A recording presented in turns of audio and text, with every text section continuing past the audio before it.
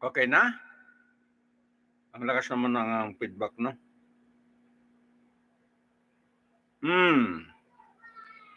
Okay, ang time check natin sa gabing ito ay 12 minutos pasado po alas 7 na po, no? Okay, ang kalendaryo natin ay 6 po ng Marso 2024. And then gabi po ng Miyerkules, mga suki, no? Okay, may malaking balita dito sa Zamboanga. Maya sabihin natin okay, ang kung ano ang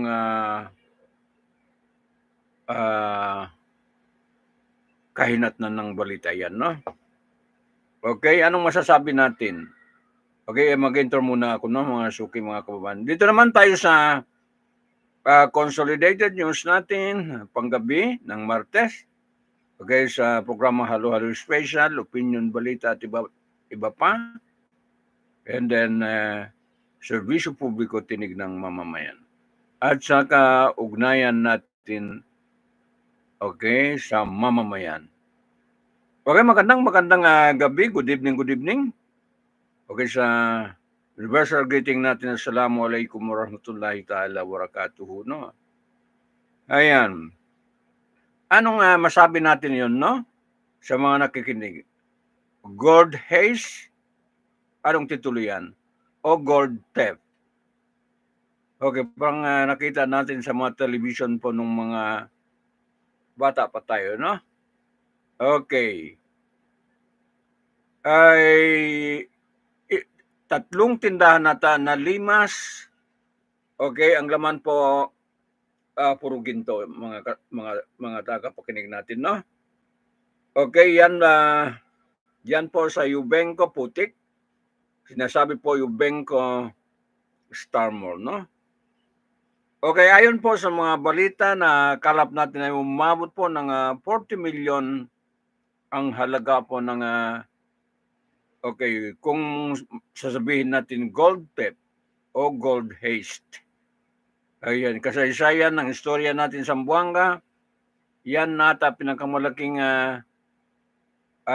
nakaw. Okay, sa loob po mismo ng Yubenko Mall na yan, no? Okay, so kung titingnan natin po yung mga footage, okay, pinapakita po ay dumaan po sa Imbornar, no? Ang pagpasok po dyan sa loob po sa gitna ng tindahan yan, no? Saan kaya banda ang mga security? Sa labas atang security, no? Okay, hindi po sa loob ng mall. Kasi sarado ang pintuan, hindi nila po malaman po kung ano nangyari sa loob, no? Wala rubing, wala rubing ang security, no? Okay, nung mag-security ko sa Metro Manila, mga dekadas 70s hanggang 80s, okay, na-assign ako dyan sa mga building sa Quezon City, no? Ang duty ko po ay mag-rubing. Okay, ang assignment po sa aking ng security chief natin, namin, ay mag-rubing, no? So may daradala kong ano yan.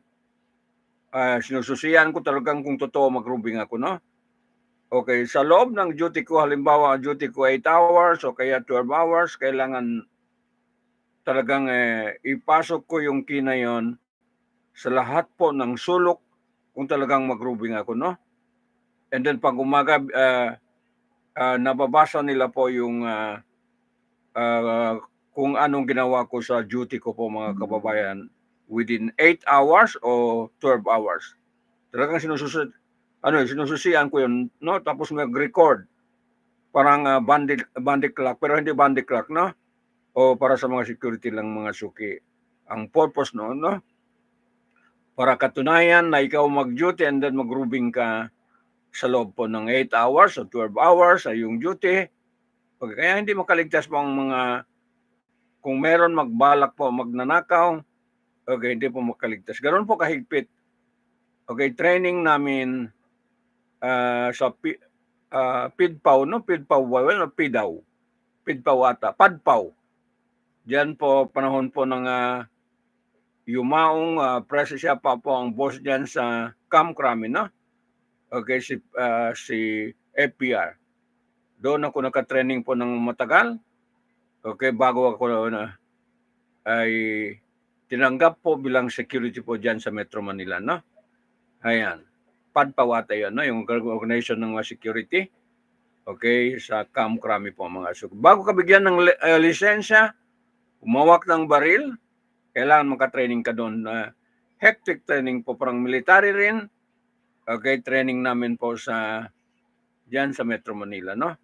Bago ka bigyan na isyuhan ng padpaw yan, nung Camp Crame ng lisensya para ma-authorize na maghawak po ng baril, kailangan may training mga suki. Naka-training ako kompleto mga suki kasi yung pag-aaral ko, okay, mag-duty gabi and then mag-aaral po sa umaga mga suki, mga kababayan, no? So yan, hindi ko makalimutan yon. Totoo yon mga suki, mga kababayan, no? Security lamang ang inyong banglingkod, okay, sa Metro Manila, okay, bago nakatapos ng pag-aaral mga suki, mga kababayan, no? Ganon po ang kasaysayan natin. Kaya sabi ko kung, okay, gagawa ko ng libro, okay, isang libro po, ang kasaysayan ng buhay natin, hindi po matapos, no? Ayan. Dahil po yun sa kahirapan ng mga panahon yun, no? So para lang makapag-aral, mag-self-supporting, kasi hindi ako scholar, no? Hindi ako scholar ng panahon yun. Hindi ako nabigyan ng scholar mga suki, no? Ayan. So, yan po ang trabaho natin sa Metro Manila, no? Hanggang natapos pag-aaral, okay? Yun ang trabaho natin mag-security. Kaya alam ko po yung paano ka mag-duty po sa bilang security guard mga suki, no? Ayan. Okay, ang boss namin Ilocano yon, no? Okay, ang mayari po ng agency Ilocano. Okay. Alam mo naman mga Ilocano sa panahon po ni Apong Marcos. Okay, malakas po mga suki, no? Okay. Retired colonel yun, no? Pero wala na ata yun. Si retired colonel Rosales mga suki. Nakalimutan ko ng first name niya. Yun po ang boss namin bilang security guard mga suki, no? Ayan, hirap pong totoo lang. Hindi katulad ng ngayon ng pag-aaral ng mga kabataan natin, okay, napakadali na, no?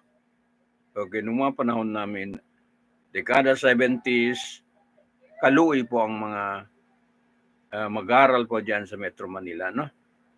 Ayan. Kasawa naman, ay nakatapos. Hanggang nakamasteral.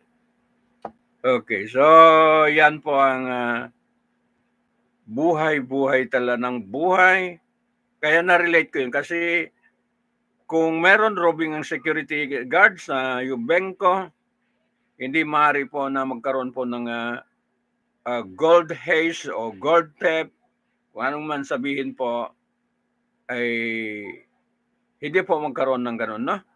Okay, kung talagang alerto po ang mga security. Baka sa labas lang ng building po ang security guard, okay, hindi po sa loob ng mall. Kasi baka hindi allow po doon kasi maraming ginto, maraming mga paninda. Kaya nga ang security sa labas lang ata ng lobby po ng mall na yan, no?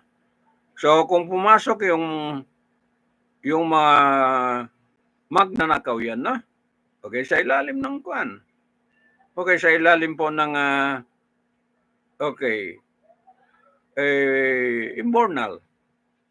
Para marating nila po ang yung tindahan and then buksan po.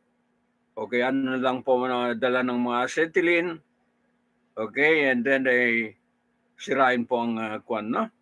Okay, yung mga lagari, sirain po ang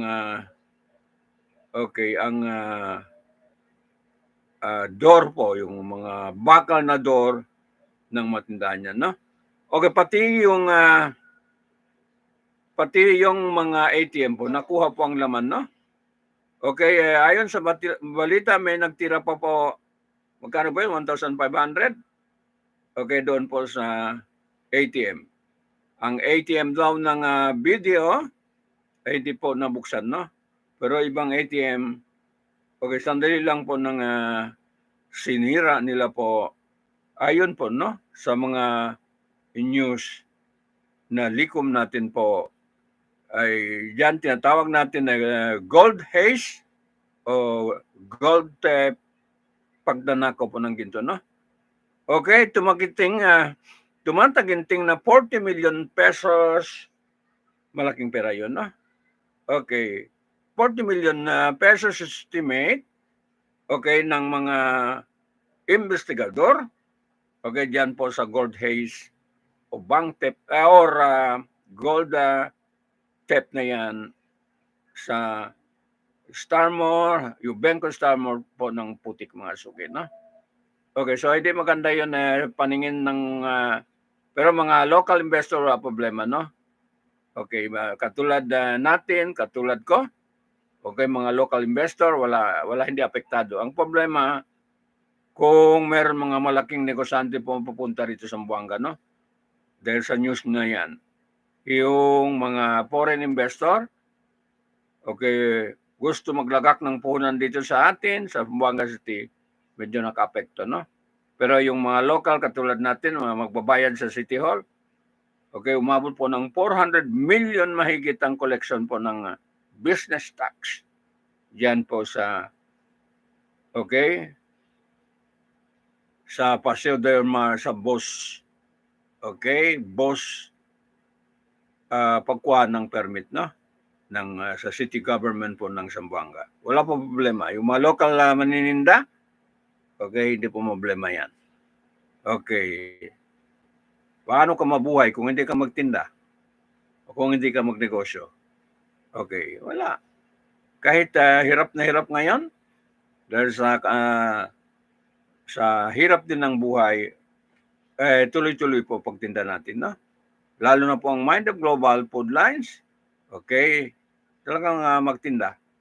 Okay, kahit matumal ang tindahan, pero talagang kailangan na magtinda, masustain habang kaya i-sustain po yung negosyo mga suki, no? Ayan. So, yan po ang history. Ang istorya po sa siyudad ng Zamboanga, no? Okay, sa 98 barangays dito sa Zamboanga, yan po ang istorya. Okay, na gold haze, matatawag natin, or gold theft. Hindi po isang tao, no? Sa tingin ko lang ganyan ay kalaki ng okay, pagkuha, okay, pagnakaw po ng hindi isang tao, no?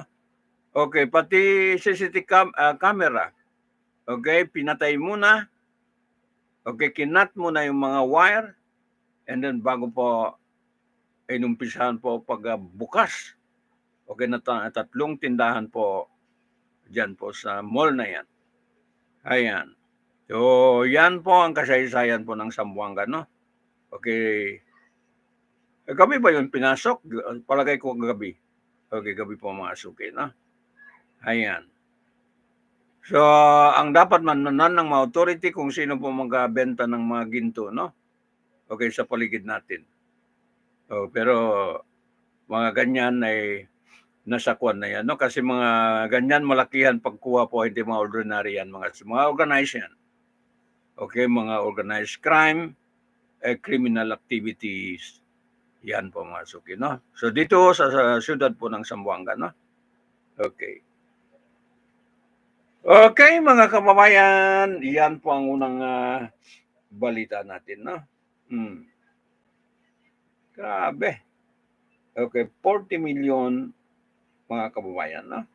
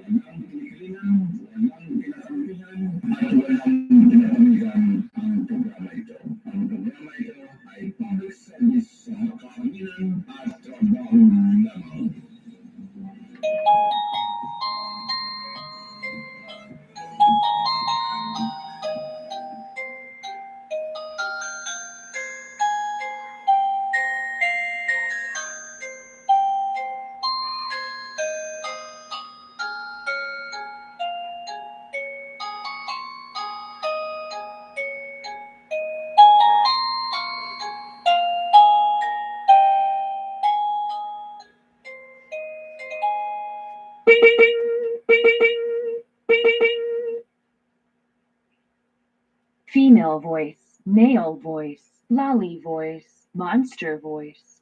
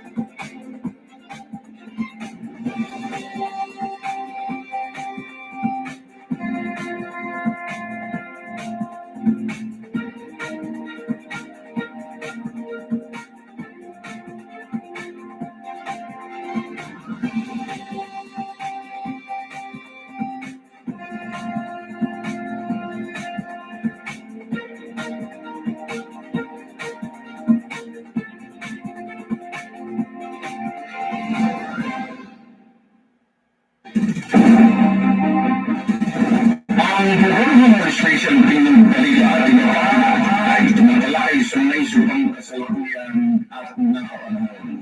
Makapolitika, makapinong, makakomentaryo at balita ang programa ito'y patas sa lahat. Walang kinikilingan, walang tinatampihan, at walang pinapamigan ang programa ito. Ang programa ito ay public service sa makakaminan at trabaho lamang.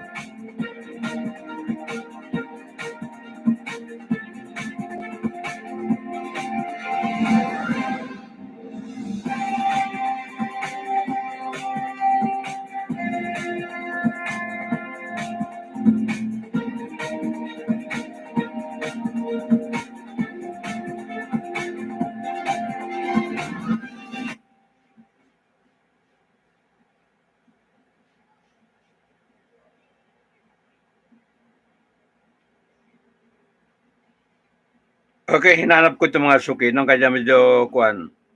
Anong latest po sa kay Senate President SP?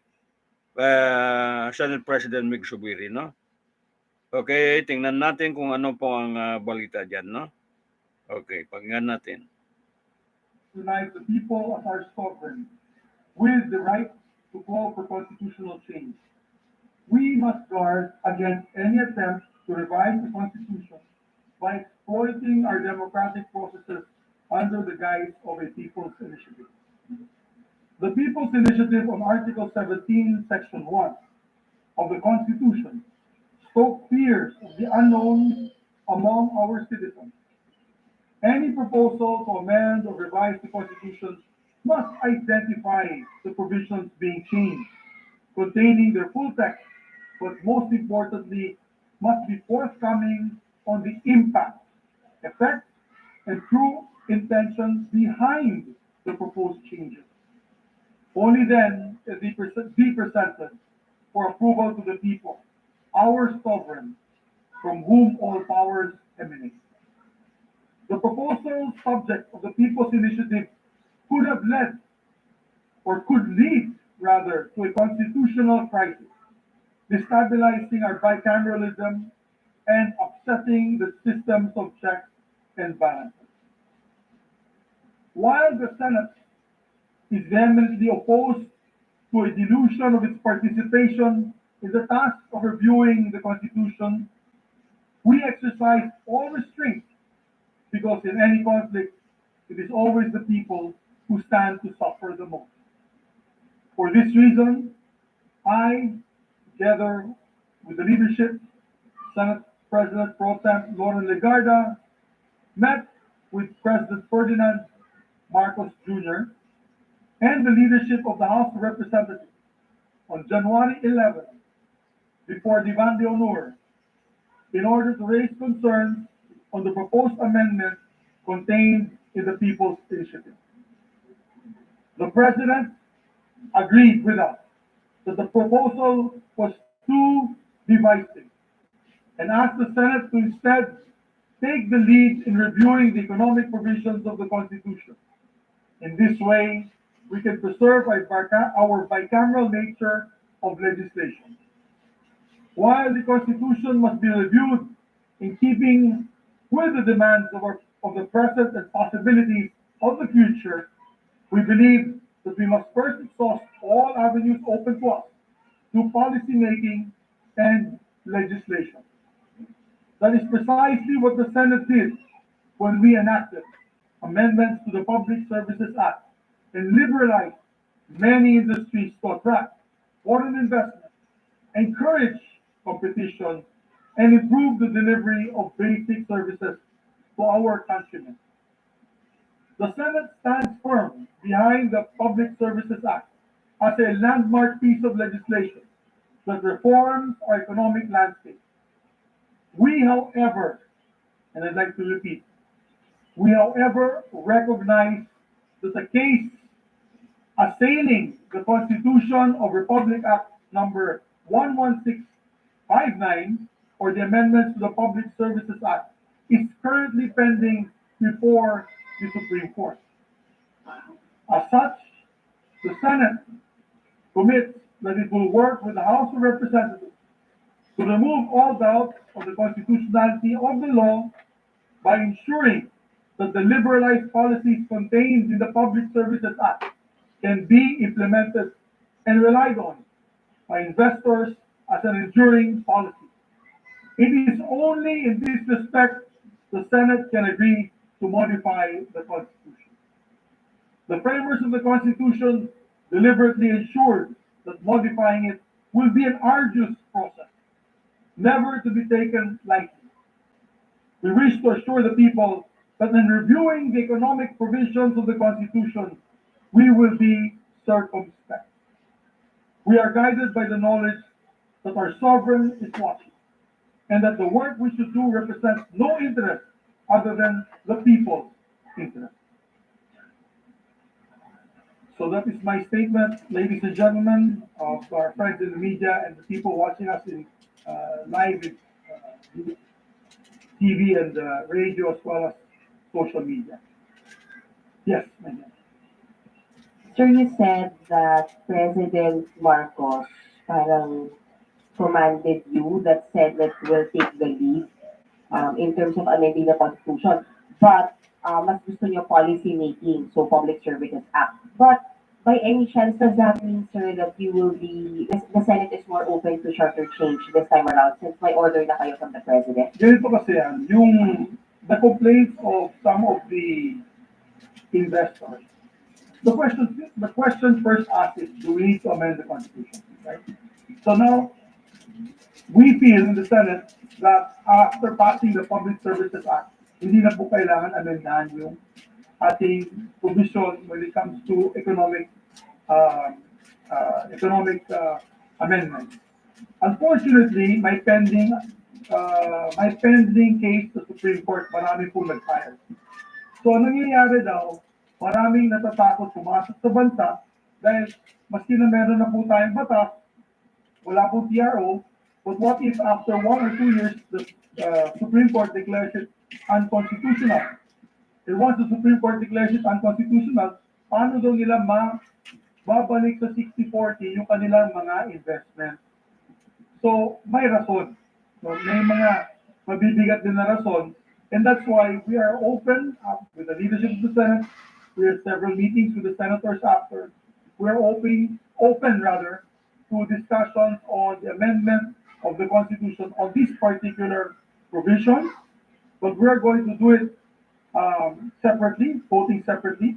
And that is why we have prepared a resolution now signed by myself, Senator Lauren Legarda, and Senator Sani Angara on the economic provisions, amendment to the economic provisions of the Constitution. So with this,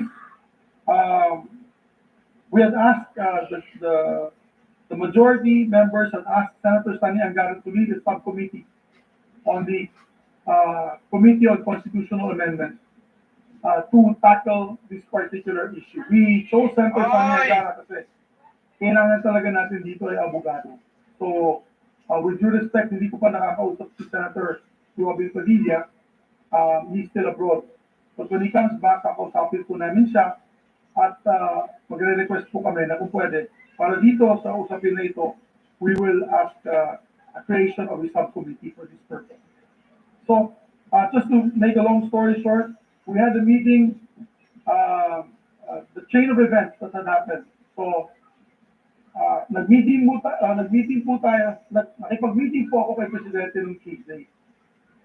And I raised the alarm about the People's Initiative, who was very gracious enough to meet with me, and we discussed how we can diffuse the situation.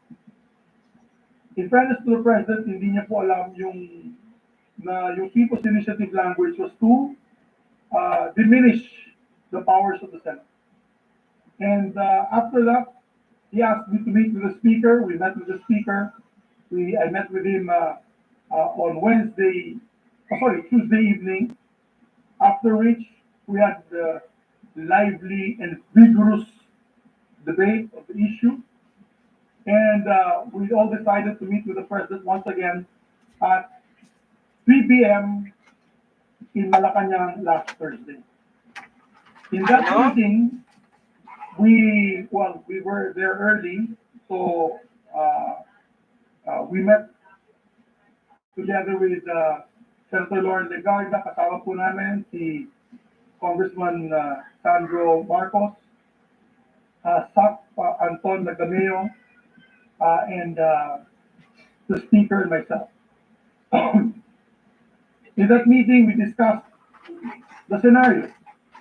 And of course, I defended the position of the Senate na talagang malabo yan kasi as far as we're concerned, their plan is unconstitutional because we are a bicameral system of government. Kaya, nung pagkita po natin kay Presidente, we decided, the President, first of all, and I'd like to thank the President for his comment that the PI is too divisive. And he even mentioned news items from the major networks that he watched the night before. Sabi, nagkakagulo na, bakit nagkakaganyan, may bayaran. He even said na, and I thank the President for this, because he even said na, ako dati ako senador. Bilang dati senador, hindi din ako papayag na ma-undermine o ma-diminish ang kapangyarihan ng Senado sa pagdating ng usaping bicameralism or bicameral form of government. So maganda po ang direksyon ng Pangulo.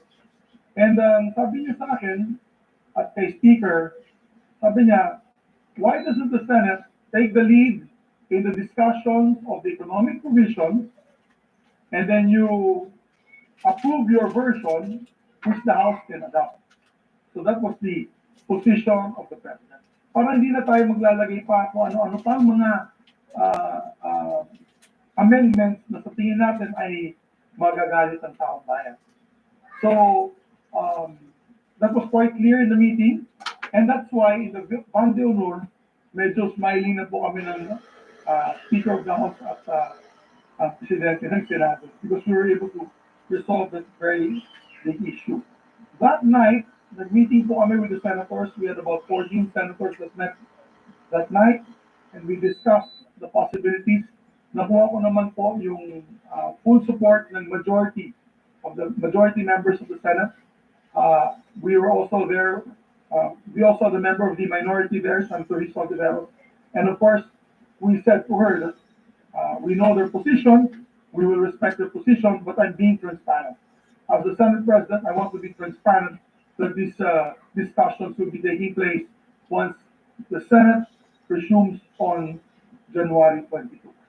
So, isa pa. Sir, kasi ever since naman, di ba, divided yung Senate in terms of chacha. And parang kayo mismo nagsabi dati, sir, na pag pinos yan, hindi talaga yan mananalo dito sa Senate. But since kayo mismo, sir, yung may reso na, did you get the support of the 14 senators para pumasa po yung economic provisions chacha? We got the support of all the senators that were there, except of course the minority. The minority stand to me. They have to see the amendments first. They also participate in discussions and the debate. I'm talking about Senator Rizal.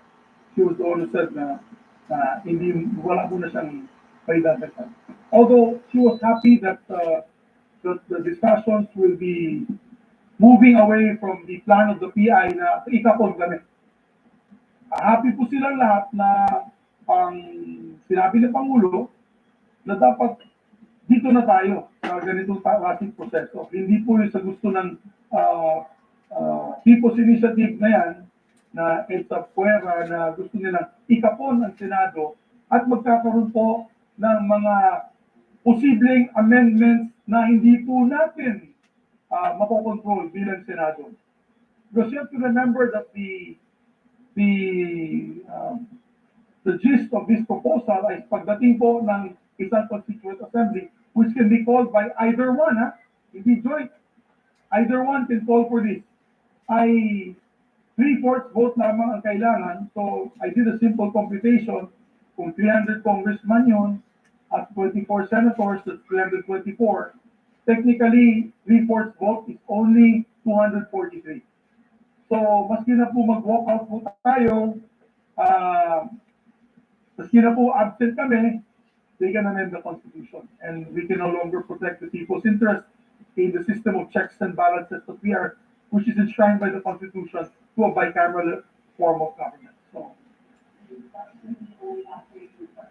no, we need a total of 18 votes when it comes to amending. Kasi 2/3 of 16, 3/4 is 18.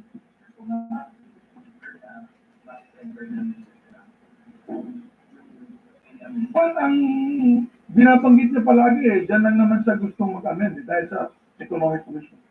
According to him, officially from me. I don't want to put any words to the speaker's mouth. I would rather that you ask the speaker himself on his position. For the 300 members. Nandun din naman si Sandro. So Sandro is a senior deputy majority floor leader. And I believe the message was loud and clear. I hope that the message was loud and clear. Okay? So, Isundan ko lang yung kay Marlon. During that meeting, was there a commitment given by Speaker Romualdez na they will not support in any other way yung PI? Because according to Pirma, they are working on this, on the PI, in coordination with the Congress. I no longer want to fight with my colleagues in Congress. 1 week po ako di nakakatulog. Kaya hindi rin ako nakakasagot sa inyo dahil may inaayos po tayo gusto and we were able to get consensus from everyone, including the president. I think those questions about the speaker should be asked to the speaker. Was there a, how can you guard um, the, the eventual proposal of other members of, for example, Senate, with respect to, kasi sabi niyo nga po, economic provision lang. Pero syempre, independent-minded naman ng mga senators and some really want some political amendments. Well, ang mangyayari dyan, my dear colleagues, when discussions on, for example, if you see the resolution that we will file today, nakapirma na kaming tatlo, if you see the resolution that we file today, it's limited to yung amendments to public services, as well as education, and as well as advertising. We got the guide from the president.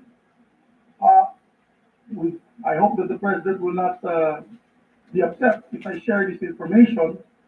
Pero si President mismo ayaw niya ng lupa na ibigay sa owner. Siya mismo nagsabi, malabo yun. He said that, and I quote the president, this will give us problems in our housing program. It will increase tax rates and it will increase prices of land in the Philippines. And he even cited some countries kung saan na may foreign ownership na yung mga mismong locals ay hindi na po nakaka-afford ng lupa doon at lumalabas na. Kaya na nagkakaroon ng Asian hate dahil may mga areas like Vancouver, Toronto, Canada, wherein a lot of Chinese, Hong Kong nationals pumunta doon, binili lahat ng property. Yung mga Canadians na original na lumalabas na, hindi na nila ma-afford yung lupa at apartments doon sa mga lugar na yun. So we'd like to thank the President for that because we are one in the Senate also not to agree on foreign land ownership. So maganda, meron po siyang direction na sinabi, keep away land from ownership. And even media, sabi niya, ayaw din niya na media kasi kung may foreign ownership of media, baka mag-influence peddling pa yan dito on a certain agenda. So ayaw din niya po. So we're limiting it as far as the Senate is concerned, that Thursday night discussion, we're limiting it to the scope of the Public Services Act, education, because we feel, lahat po kami naniniwala, na bakit hindi makapasok ang Harvard dito, ang Yale, ang Stanford. Pwede naman sila mag-set up muna ng eskwelahan dito. They do it in Singapore, they do it in other countries, so we should allow them para ang tumas naman ang dekalidad ng ating edukasyon. And of course, we're limiting it to these three right now. Sir, two more questions lang. Ubusin mo na lang si Sir, Chair. sorry. Sir, so pumayag doon si Speaker na in the first place, aware si Speaker na merong ganitong resolution and he agreed na in the end, at the end of the day, they will vote according to your version. Ganun po. That was the agreement that we made in Malacanang on the 11th of January at 4 p.m. Sir, last one. So yan yung agreement po namin, and I hope all parties will agree, and we thank the President for that because ang totoo dyan talaga magkakaroon ng constitutional crisis. Hindi po talaga papayag. Alam mo, lahat ng mga kasamahan ko, atat na ang matake. At sabi ko sa kanila, pag lumaban tayo, there's a point of no return. Kasi kung magkakainitan ng dugo ang House and Senate, paano natin may ipapasa yung mga batas natin? Kung ayaw mo makipag-usap sa congressman, how do we do the bicameral conference? How do we do our LEDA? Pagkakagulo, masyado mainit. So, ang talo dyan ang taong bayan. So, I have to keep a cooler head, and even if it was very difficult for me not to say anything about this issue, we wanted to find a win-win solution that would limit the impact in terms of a constitutional crisis with both houses of Congress. Sir, one last question from my end. Is this going to be a priority? Is it going to be It prioritized? will be a priority by the Senate as far as we're concerned. Only on economic provisions, napakaklaro yan, we will have public hearings, and in these public hearings, we will have debate. And as you said, kung meron man propose ng controversial dito sa Senado, term limit or removal of term limits or change of government, I'm sure the members of the committee, the subcommittee, or kung gusto ng ating mga kababayan, gawin natin na committee on the whole to be presided by myself and Senator Angara, we can put it on a vote. And obviously, 18 votes at each time. Sa committee level, para paglabas ng committee report, that was voted upon by 3/4 of the members, yung final committee report, and then we'll put it in plenary and make a vote on it again for 18 votes or for 3/4 votes. Well, I cannot predict what my colleagues will be saying, but I think the simpler the amendment, the easier to get 18 votes from my colleagues. But,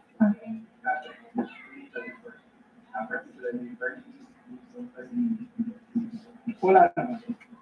Wala naman. Kasama ni Pangulo, wala naman.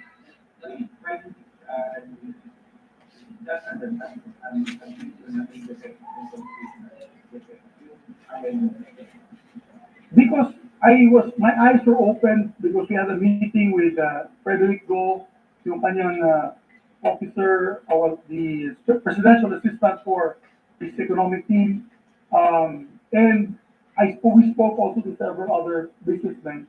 Natatakot sila. Kasi kaya nga maraming pledges, hindi pa natutuloy po yung pledges is because whenever they speak to their legal team here, yung mga Filipino lawyers, meron pang pending sa Supreme Court. So, sayang naman, napakasayang. Kung 1.1 trillion ng pledges ng mga dayuhan na mag-set up ng mga businesses dito, bakit naman natin sila asa fuera? Ay pupunta lamang yan sa Vietnam, pupunta lamang yan sa Thailand, iba't ibang bansa, kawawa naman ang Pilipinas. So, we listen to the pulse of the public and also the business sector para sa ganun ay makapasok talaga at magkaroon ng legacy and legacy projects and investment in the country. So it is not, I'd like to say that iba kasi yung panahon, iba yung panahon na yan. I think in the night when we passed the 1987 Constitution, it was not effective because at that time, all countries at that time were looking inward, di ba? Nationalistic ang tendency noong 1980s. Ngayon po, globalized na yung economy natin. And by doing this, definitely erases all doubt na gusto po natin ng foreign investments na pumasok sa ating bansa.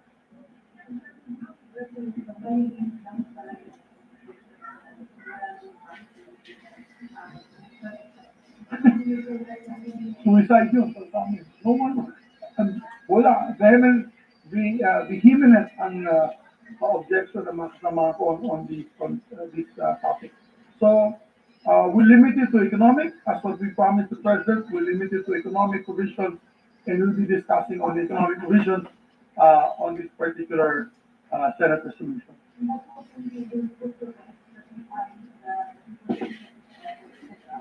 Well, sana po. Sana po yan ang mangyari. Yan ang kagustuhan din ng Pangulo. So, of course, the question now will be with our colleagues in the House of Representatives. Sir, ang initially po sir, di ba, re-reviewin po ng subcommittee ang economic provisions ng Constitution. And then, eventually, magpo-convert to constituent assembly kasi dinidiscuss nyo na po yung 18 votes. Hindi na lang kami boboto. Yan ang usapin namin sa Malacanang. We will be here, we will pass this, 18 votes dito, and we will submit it to the House. And then if they, well, ang gusto ng ating Pangulo ay adapt na lang po ng House of Representatives. Na kung hindi po i-adapt ng House of Representatives, magkaka-impasse po tayo. So same route, sir, ng pinagdaanan po ng Public Services Act. At may Like, it would be like a bill, but three-fourths votes. Who will deliver three-fourths vote to the Senate. Yes, and then, sir, dun sa meeting po, nag-agree, sir, si Speaker na, nag-agree po dito si Speaker Romualdez. Kasi, sir, ang sabi ni Senator Amy Marcos kahapon, it seems na siya yung nasa likod ng People's Initiative kasi yung mga directives nagagaling sa mga staff niya. So, sir, dun po ba una, sir, may admission po ba na siya yung nasa likod ng People's Initiative, and after that meeting, clear po ba na wala na, matitigil na itong mga pag-ikot-ikot po para sa firma? You know what will happen if I answer that? Magkakagaya kami ng house. So, I suggest that you ask your counterpart mo pa. Si Isa, sir. Tanong mo, isa na mag...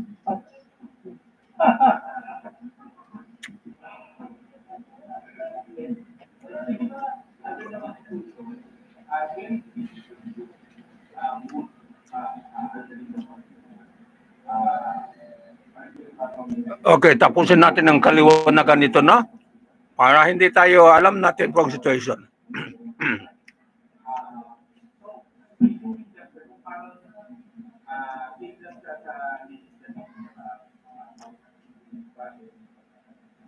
It's just a name. Actually, parang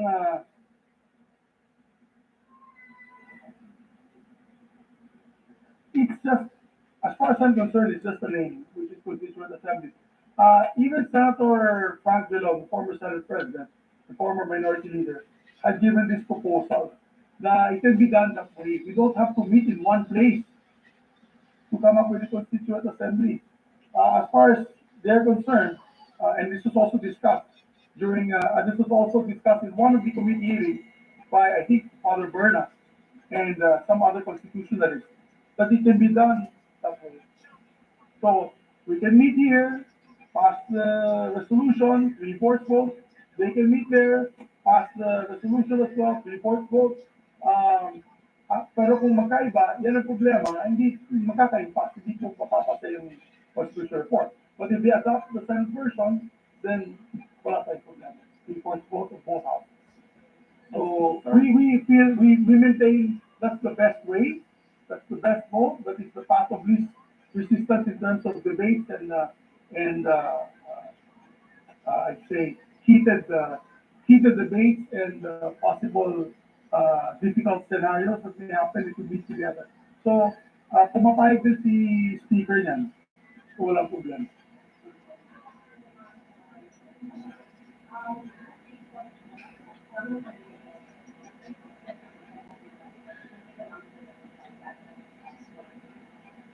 As far as the people that I've spoken to, I believe makuha tayo ng reinforcement.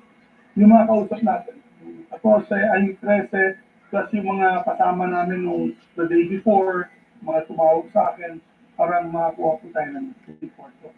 Limited po on economic vision, particularly this few that I've mentioned already. Sorry, SP, tama ba? You were made aware of this people's initiative just this year? Nalaman ko lang last Friday. Yeah. Pero ba't di ba may timeline na binigay si Senator Amy Marcos? Alam mo, to answer your question, nabulan na ako. Okay. Last Friday ko lang nalaman. Not this Friday, the Friday, what day was it? Friday? 6? 5 or 6? Okay. January 5 ko lang nalaman. I was in Cagayan de Oro, doing some work there, and nakuha ko yung litrato, pinadala sa all members page ni Senator Jesus Cordero. Yung litrato ng People's Initiative question. Okay. Doon ako nabulaga. Pero sir, why did the BICAM approve nearly 12 billion increase sa COMELEC budget under plebiscite plan this year, when in fact, wala naman tayong gaanong scheduled plebiscite for this year? Well, we were told that that budget was for purchasing of machines. Kasi wala na yung smart mapping, di ba? Disqualified sila. So, akala po natin para sa election ng 2025 yun. Kasi kailangan mo lang at least 1 year before bago mo bilhin yung machines. Di ba? Kasi election na eh. Pagdating ng 2025, you only have 4 months to go before election. So we thought it was the preparations for the 2025 election. But remember that it didn't just come from us. Hindi galing sa, wala sa net yan, wala sa gaan. Hindi kami nagpo-post yan. So, that's supposed to be for elections of 2025. And I believe Chairman George Garcia naglabas na ng pahayag today, or kahapon, or today, rather this morning, na gagamitin daw nila yan for the 2025 elections.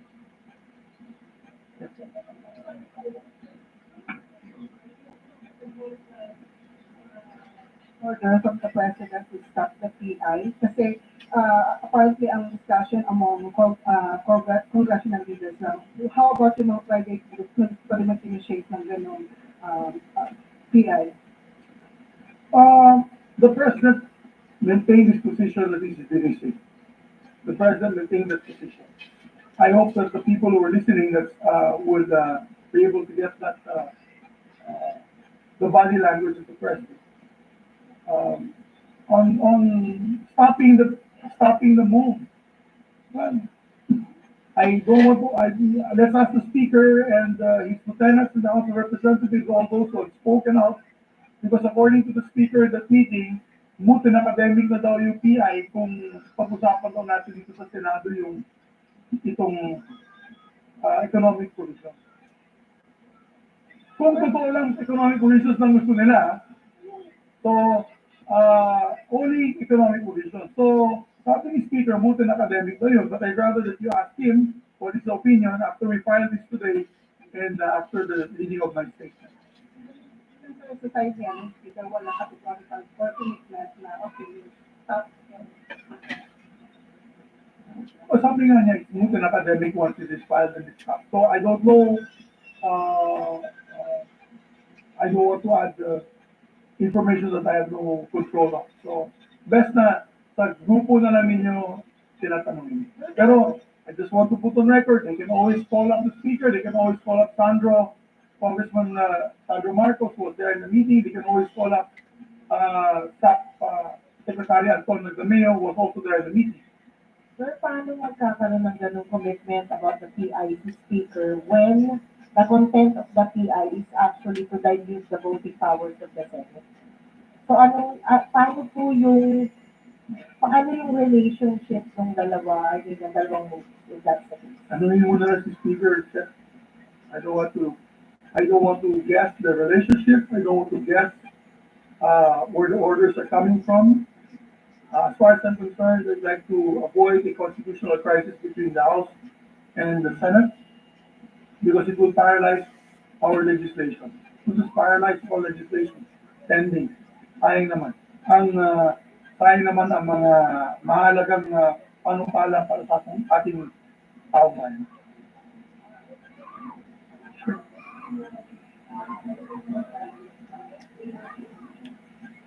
Because obviously we will fight. The Senate will fight tooth and nail not to allow that. It will be a very divisive campaign. Obviously, including all the way to the Supreme Court. We're ready to file a petition all the way to the campaigning of this referendum, all the way to of course, it starts with the COMELEC. We will file a petition to the COMELEC. Of course, we will file a petition to the Supreme Court and fight it to the nail. But if there's a compromise such as this, and they decide to just back out because according to the Speaker, it's Putin academic, then we welcome that as well. That will be a more peaceful, more productive, more proactive way of dealing with economic provisions without having to na hindi makakapo ng Senado at dahil sa pagkapo ng Senado kung ano-ano pang pwedeng ilabas sa ganung klaseng initiative. So, I think this is the win-win solution that we're all looking for.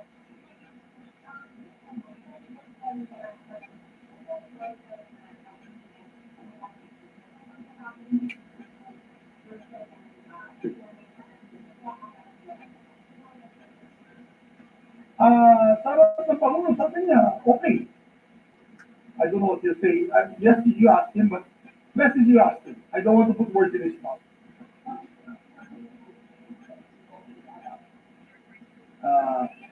I'd rather that you ask him. I don't want to put words in his mouth and he'll deny saying that.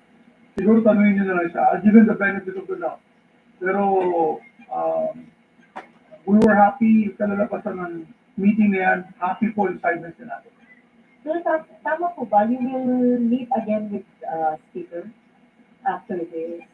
Or Well, he's waiting for my statement. So, I've given my statement to him. Hinihintay niya lang yung statement ko bago siya mag-statement. So, I'll wait for his statement as well.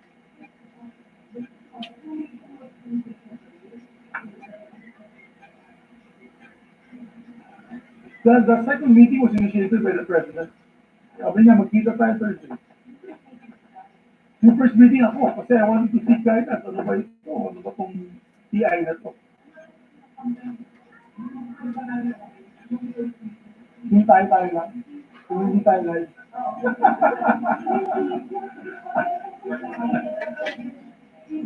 No, I was concerned. He was concerned. In the first meeting we had, concerned si Pangulo kung saan patungo ito. Concerned siya. But I can't give the details kasi it was privileged information. Nandun kami sa bahay niya. So, sabi niya para maayos na natin itong gusot na ito. In fairness to the President, he was trying to find ways na hindi madagdagan ang gusot ng pagtakbo ng ating pamahalaan para sa ating kaubayan. So, he was just trying to find ways na hindi magkakagulo. Imagine it, every day, toxic masyado yung mga salita namin sa news. Mga tao, of course, it will look like a divided nation. Every day in the news, nagsisigaw, nagmumurahan po tayo dyan. So, even investors would be afraid to come in. Sir, Wait, si ano muna, nauna po si Marlon.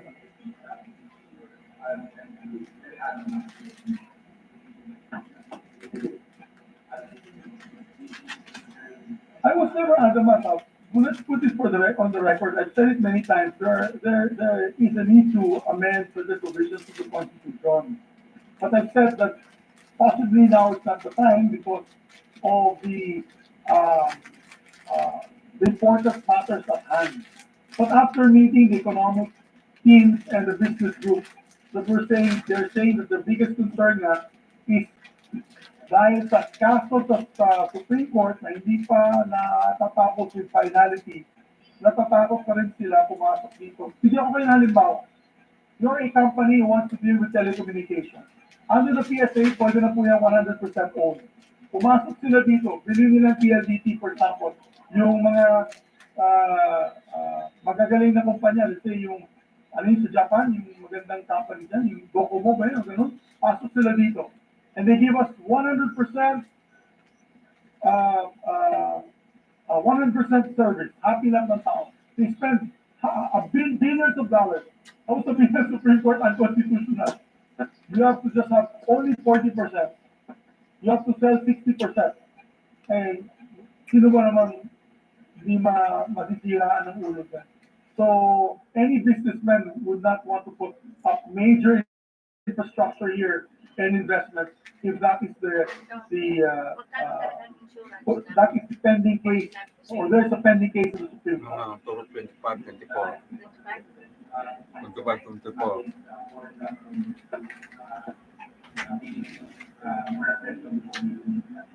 Oo, kasi definitely kung nilagay natin yung land ownership dyan, pati tayo dito sa Senado, wala tayong makukuha. Siguro, iilan lang sa papabor, baka dalawa lang, baka wala. Wala pa ako nakakausap dito na pabor sila sa land ownership ng dayuhan. Kasi, alam mo naman sinong bibili lang lang dyan, kung yung ating mga kapitbahay na nang gustong manggulo dito, tapos yan ang mangyayari dyan. Tapos, yung ating mga kababayan, nangyayari na nga yun eh. Diba? Dahil sa mga pogo and all that na hindi na po ma-afford na ating mga kababayan, mga condominiums dito sa, at tanongin nyo naman, Senate staffers natin dito. Hindi na sila makakantila ng apartment dito sa area na to, sa Pasay, dahil sobrang mahal. Pupunta na, parang abot sila ng Cavite. Because of course, it's being rented by foreigners. So, I would suggest talaga na we do not include that in the amendments to the Constitution. That would be very difficult for everyone. Sir, may pinag-usapan na po ba kayong timeline para dito, sir, sa review ng economic provisions? Like, may target date na ba? Kasi may sinasabi rin na possibly,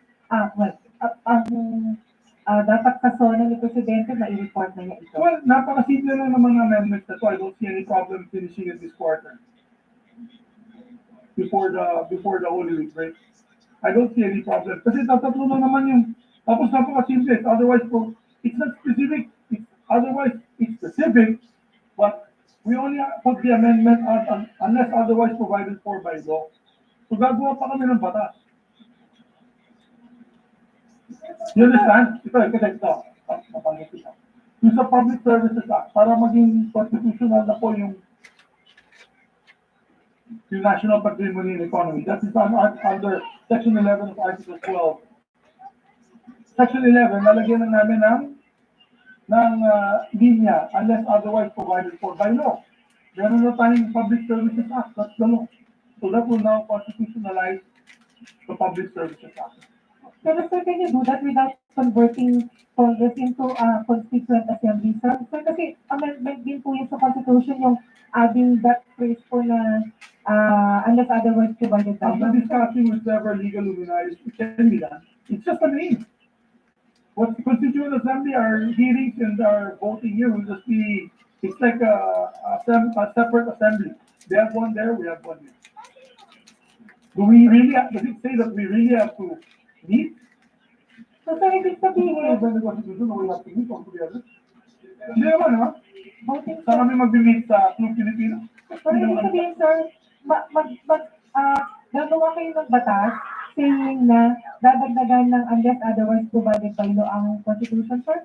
Yes. Yung ganung provision? Yes.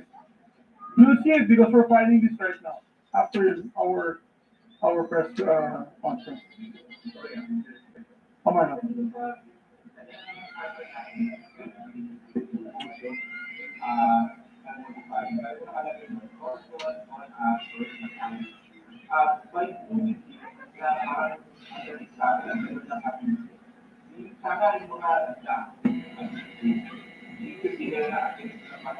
Pero I'll tell you, Marlon, guys. So what if we meet in 1 hour? They will be discussing economic provisions.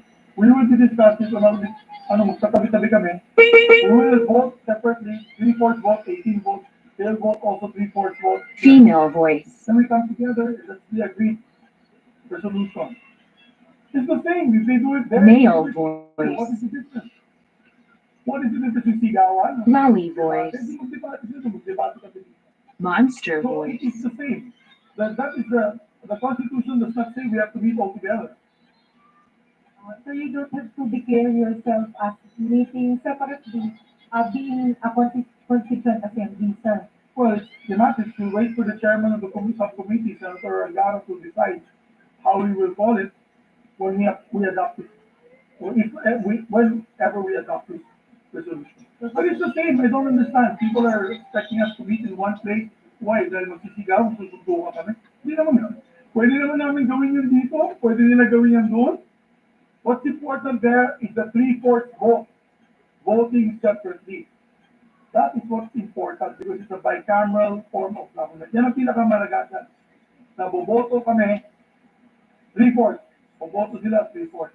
Pag hindi po kami naka 3/4, wala nang usapin ng charter change. Ganun lang yun. And sir, confident kayo, sir, na makukuha yung suporta ng 18 senators, sir?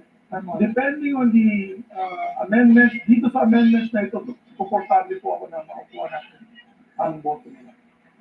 Ano, sir, yung timeline, sir, na sa zona ni Presidente, pwedeng batas na po yung Well, hindi pa kasi dadaan pa ng depende sa plebiscito, magkaka-plebiscito pa yan. So, we have to ask COMELEC if we have funds for the plebiscite. Magpa-plebiscite pa yan na year. Anything that we discuss here and we vote on will still go to the people. So, we never plebiscite kung sasang-ayon ba sila dyan. So, sir, sorry, sir, so ang step-by-step, sir, is subcommittee, of course, yung approval ninyo, and then yung dadagdagan na unless otherwise provided by law, plebiscite, and then you'll write the law, sir? Yes. Mangyayari, hindi na kailangan sa public services act, nandiyan na yung batas. Opo, ayun, para sa yung sa education, Yes, education, magpapayat pa tayo ng bill. After, sir, na Babalik ulit tayo sa going back to the first step of filing a bill that will allow, let's say, foreign ownership for education in the country, dadaan ulit sa ganyang klaseng proses.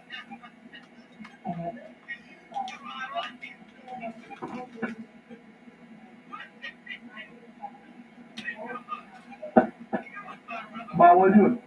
Bawal yan. Any Awesome! form of bribery, whether with government funds or private funds, bawal yan. And even I believe the Comelec has said this, Awesome! na kung mapatunayan nga na nagbigay ng pera, that's an illegal activity.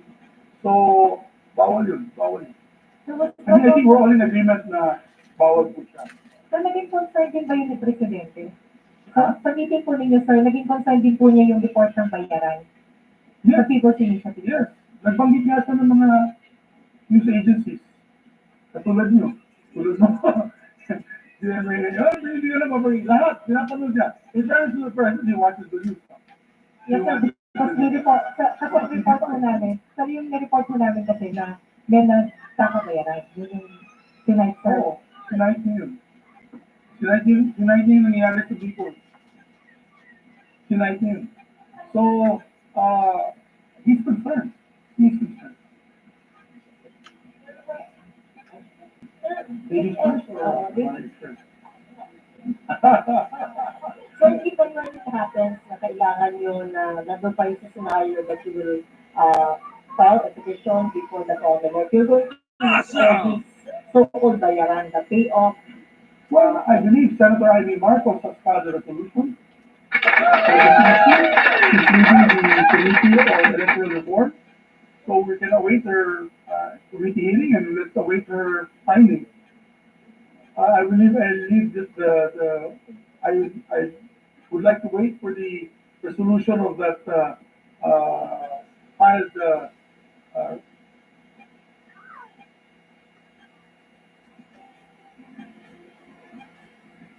measure of the good Senator Locos Norte, Senator Amy Marcos, and we'll wait for the outcome of that hearing before we make a decision.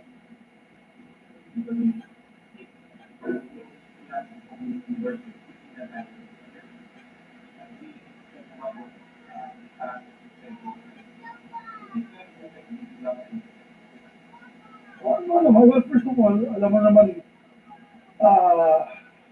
I personally am allied to the president, so I see guidance on particular divisive issues to me. He doesn't get involved with the dealings of the House and of the Senate. Never siya talagang nakikialam sa atin dito. But when it comes to these positions, for example, yung MUP, di ba?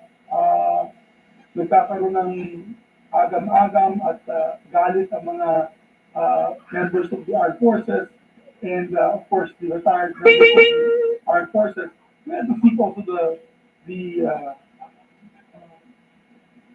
the proposals and the I'd say the president's feelings on this particular issue kasi syempre executive siya. So nagkakagulo, sila ang nagkakagulo. So I mean, it's normal to seek the guidance of the president on certain issues. Sir, Of course, what we're trying to avoid is the constitutional crisis. Naalala ko nung, kasi membro ako ng Kongreso noong 2004, 2005, may usapin ng charter change noon, kung panahon ni Speaker Joe de Venecia and Senate President Frank Dillon. I clearly remember that because of that fight, hindi nag-uusap yung dalawa. Hindi talaga nag-uusap yung dalawa. Nangiinsultuhan sila sa TV at dahil dyan, apektado yung legislation. I know because naipit yung aking local legislation. Walang nailabas na local bills ko at halos lahat walang nailabas na local bills. We don't want that to happen, guys, because that's going to be bad for the country and for the people. I'm trying to avoid that. In my 23 years already political experience in governance, that's the last thing that you want to happen dahil ang kawawa dyan ang taong bayan. sir, Comrade Chair Garcia said that they will be needing at least 13 billion pesos for the legacy, those are ratification of any provision of the Constitution. Do you think it is prudent for the government to spend such amount na in the end wala akong katiyakan na magkaroon ba ng ratification. And second, sabi ko ng Comelec, parang additional burden at sa kanila, considering they are preparing for the 2025 midterm elections. Thank you po. Well, so economic provisions lang ito, partner. I just want to limit it to the economic provision. I think 12 or 13 billion for a plebiscite, pero makuha natin yung 1.1 trillion na pledges, parang cost benefit yan. Mas mataas na sa atin. Di ba? Kung talagang papasok, kung maayos natin yung gusto dyan sa Supreme Court, particularly on the issue on Public Services Act, with an amendment of the Constitution, at papasok yung 1.1 trillion pledges na binanggit ng DTI, highest in 56 years yung pledges na ito, ay sa tingin ko, makakabawi din tayo in terms of income for the country, and of course, hindi tayo lahat. So, that's my position on that particular issue. On the budget. So, pero yun nga, kung wala tayong budget, we'll have to wait the preceding year for that. Diba? We'll have to wait for the preceding year kung walang budget in Comelec. So, what's important is we do our job. I believe that or pwede yung sabay sa national election. Di ba sa elections ng United States, meron silang rider questions? You agree on winner, yes or no? Do you agree in legalization of marijuana, yes or no? Di ba are you open for legal abortion, yes or no? Yan yung sa US. So, habang binoboto nila yung kanila congressman, kanila senator, may rider question doon, yun na yun. So, it's a possibility na pwedeng isabay sa national elections. So, para walang gasto. Yes, ma'am? Bakit po sa tingin nyo gusto ng firma or some other groups na matay-mute ang boto ng mga senators? I can only, your guess is as good as mine. Your guess is as good as mine. Siyempre, alam mo yung nakakatakot there is the entering the unknown, di ba? Siyempre, kung tao ka, ayaw mo pumasok sa isang kwartong madilim. Kasi hindi niya nakikita anong nangyayari, anong nasa likod itong kadiliman na ito. It's jumping into the abyss. Yung mga tao natatakot tumalon sa dagat, sa gitna ng dagat, dahil hindi natin alam kung anong makikita natin doon sa ilalim ng dagat. Diba? So, it is the great unknown that the people are afraid of. That's why we are going to prevent that by coming up with these specific discussions of specific economic and para naman tayo, ito lang pinag-uusapan natin. Wala, hindi kayo mabubulaga. At we'll be transparent. So, mas maganda yun kaysa ikapon ng Senado, tapos may yung isang grupo, itatawag po ng isang assemblea, and then, maski na wala po kami participation doon, to be honest, pwede nilang napasuhan ang buong konstitusyon, pati yung mode of government natin. Pwede palitan yung gobyerno natin, pwede palitan lahat. So, that is the unknown, the great unknown na natatakot po ang taong bayan. Diyan. Ayaw po ng taong bayan yan. Gusto nila malaman ano ba ang mga specific amendments para sa ganun, but pwede nilang pag-aralan yung mga amendments yan kung yan ba ay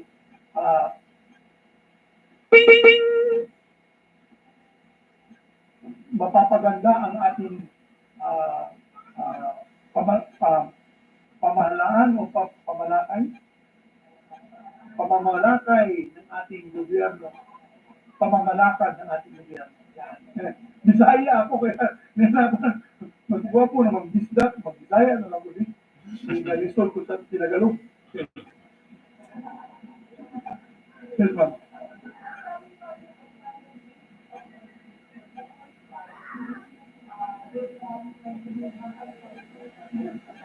No. January 5 ko nalaman ko na may ganun klaseng question sa PI.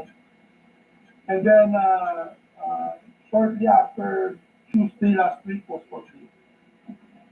I met with the president on the night, kami ng dalawa, and then I met with the speaker once again on the evening of the night to confirm the meeting with the president, all three of us on the 11th. Kaya hindi muna ako nagsalita because I wanted to see the total picture, ano bang malalabasan nito. So I held my guns muna, tahimik muna ako until we found a solution to this coming problem. Now, if it is resolved, I do not know, the speaker will have to answer that question.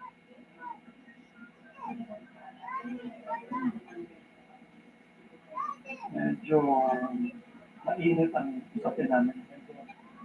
It is a very colorful and vigorous discussion.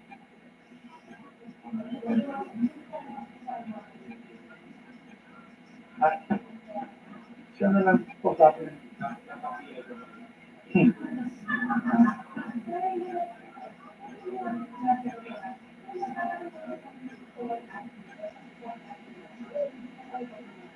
No need, we don't need to, there's no specific instruction on the Constitution. We can meet.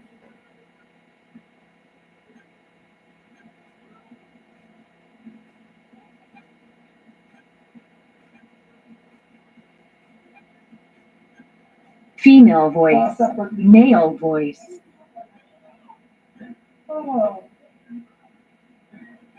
We'll assign a guy to come up with a very acceptable name for it. Mas magaling yan sa pagdating sa terminology. Isa ka guy.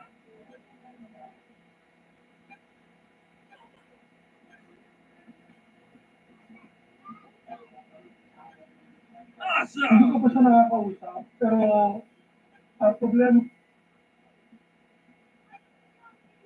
kasi sa aking kaibigan ng Senator Padilla, he's focused more on the political. Diba? He's focused more on the political. Pagkagabi ng sa akin talaga. Hindi tayo umusad.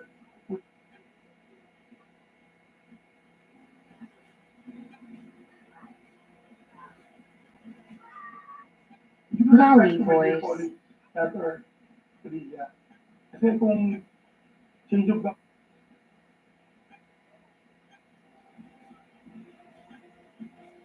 government, Monster voice. pag-usapan dito. Magkakagulo na. So, I'm appealing to him and I appeal to him that will allow a subcommittee on this purpose. If not, we will call for committee of the whole. If kung hindi pumayag si Senator Padilla, then we can come up with a committee of the whole and ask Senator Angara to leave. But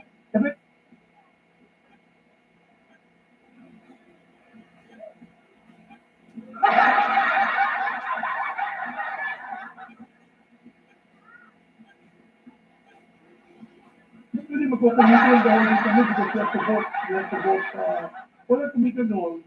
We will have a, kasi ilan lang member ng committee on the amendment. So, definitely, ang mangyayari dyan, baka mag-request yung mga members na mag-committee of the whole. But whatever it may be, it's the Senator Angara, we ask Senator Angara to take the lead.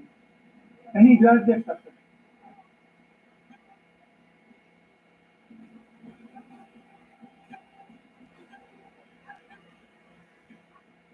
Hello everyone. Kamusta na? Happy New Year. Huwag malulungkot yung mga mukha ninyo. Hindi ba Happy New Year ninyo? Anyways, I just have a opening statement muna, which I'll provide everyone today. And Okay. May go signal na po ang itong press briefing po ni Senate President Mig Subirino. So, i-summarize natin ang gusto lang ng Senado. Okay, economic provision lang ang galawin, no? Yan, economic provision, wala na iba. Political provision, hindi po magalaw mga suki, no? Okay, hindi magalaw. Okay, economic provision, wala problema po mga suki, no? At saka yung separation ng vote, okay, ng House of Representatives at saka itong Senado. Okay, kasi ayaw nila magsama po ang boto. Talo sila pag magsama ang boto, no? Okay, tama. Ayan. So, kahit ano pang balitaktakan doon, narinig natin ng mahaba, iyon lang ang pinakapuntos po. Okay, ang economic provision ay pwede po galawin. Papayag po ang okay, sa kapulungan po ng Senado, sa pamuno po ni Senate President Mig Subiri, na galawin po ang economic provision, no? Pero may certain din na okay, mga kondisyones, okay, sa katulad ng pag-ari ng lupa, okay, ayaw po ng okay, hindi po payagan po ng Senado mga suki, no? Okay, so ang 18 miyembro ng Senado ay kampante po, ay manatili po sa okay, loyal, okay, so kay Senate President na Mig Subiri, no? 14, basta majority lang. Okay, dapat po ay kakampi po na Senate President Mig Subiri, no? Okay. Katulad na sinabi ko noon pa, okay, nakakatakot po galawin po ng ating Constitution, no? Okay, ang ating Freedom Constitution, okay, 1997 Constitution, ay hindi po papayag ang taong bayan, no? Negatibo. Okay, kahit ano pang gawin, okay, mga nakikinig, negatibo po ang taong bayan, no? Okay, majority sa atin ayaw po na galawin po ang Constitution, no? Itong tinatawag na Freedom Constitution. Okay, may mga papayag na galawin mga certain articles, certain provision, katulad economic, okay? Yung kapakanan ng taong bayan, interest ng taong bayan ay papayag naman ng tao, no? Okay. Pero yung politika ay political provision, yun po ang nakakatakot, no? Okay. So, yan po ang kagandahan po ng trabaho namin. Okay, magpaliwanag po tungkol sa mga ganyan, no? Itong mga taga-communication, mga suki, taga-media. Okay. So, maliwanag po ay sa sinasabi po, paliwanag po ng Senate President Juan Miguel Mig Subiri, no? Ayan. So, yan po ang current issue po tungkol po sa People Initiative, mga suki, no? Okay. Sa wala na taong oras ay sobra na po ang balita natin. Ito na po ang mga suki, no? Okay.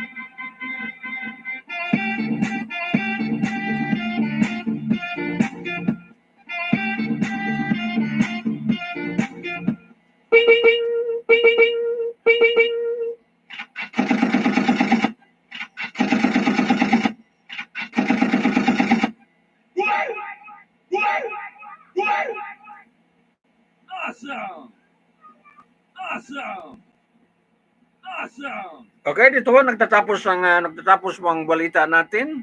Okay, whole po binigay natin kay Senator Mig Subiri, no? Para sa kaliwanagan po ang pinaka-hot issue po itong People Initiative at saka Chacha, no? So, at least po sa pamagitan ng inyong ADLSNTV News Online, ay naliwanagan po kayo tungkol po rito, no? Ayan. Sa People Initiative, Chacha, kung ano pa man yan, at least po ay maliwanag para sa inyo, no? Okay, shout out sa mga nakikinig.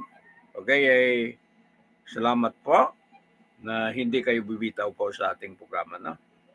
Ayan. So, paalam tayo sa Consolidated News natin. Okay, dito sa gabing ito, gabi ng Miyerkules, okay, sa programa Halo-Halo Special, Opinion, Balita at iba pa. Karamay serbisyo publiko tinig ng mamamayan at sa kaugnayan natin sa sumbungan, okay, ng mamamayan, no? Okay, Yung unang news ko, itong gold theft or gold haze. Okay, dito po sa siyudad ng Zamboanga. Okay, dyan po sa Barangay Putik. Okay, sa Yubenco Star Mall, mga kababayan, no? At saka itong pinarinig natin po tungkol po sa Chacha na yan at saka People Initiative, no? So, klaro. Okay, inaayawan po ng taong bayan. Okay, hindi po pabor ang taong bayan, no? Kahit paanong gawin, hindi po papayag ang taong bayan.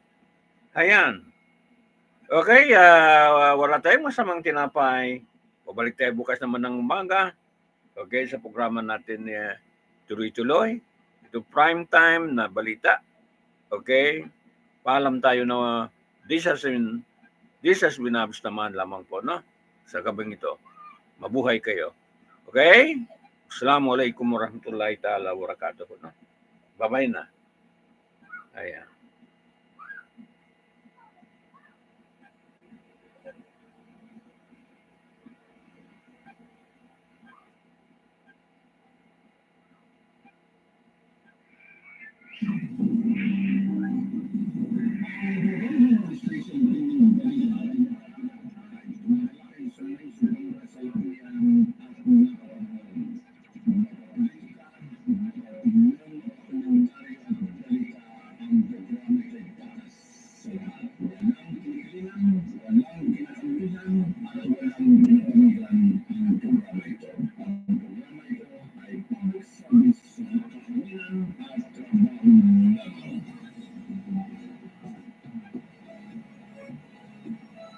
Female voice, male voice, lolly voice, monster voice.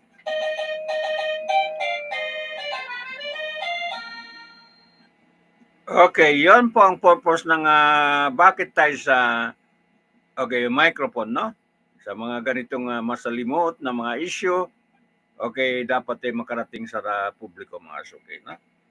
Yon ang purpose natin bakit tayo rito sa sa communication, mga kababayan, no? Ayan. Bye-bye na.